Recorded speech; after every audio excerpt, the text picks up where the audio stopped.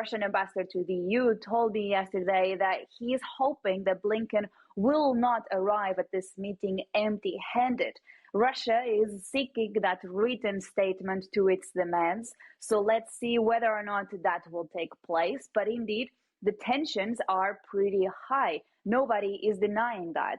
And one of the themes that we have been assessing within this context throughout the week is the EU's position.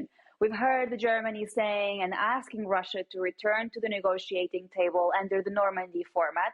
So that would bring together Germany, France, Russia, and Ukraine.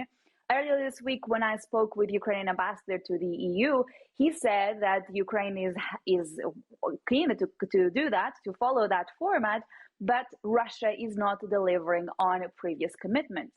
And so I asked about that to the Russian ambassador to the EU to hear the other side of the story. And he said that it's actually Ukraine that is not following previous commitments. Let's take a look. We are prepared to return to Normandy format, to return to any format. But when people commit themselves to something and then fail to deliver, it's pointless to continue talking to them. Now, President Biden said last night that he expects, actually, Russia to invade Ukraine. Is he wrong? Well, I don't see why he may have such thoughts, because there is no evidence pointing to that. So that's not your aim? No, certainly not. And I would like to understand as well the picture at the moment, because there has been some sort of conflict between Russia and Ukraine for 7 years now. But the situation seems to be getting worse recently. Why is that? Well, because,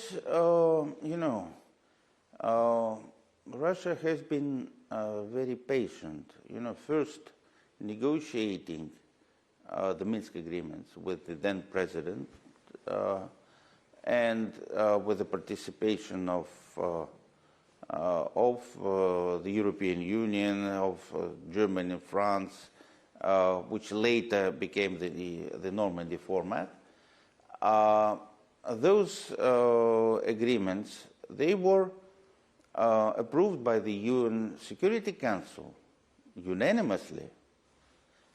So they form part of of international law today.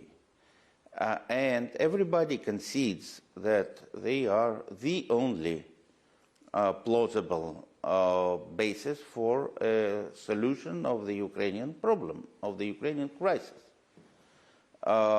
We expect those Western countries that have, I would say, substantial leverage on Kyiv, European countries and the United States, of course, to produce necessary pressure on Kyiv to deliver on its own commitments. Also, we believe that it is very unhelpful to continue pumping weapons into Ukraine, which some countries are doing.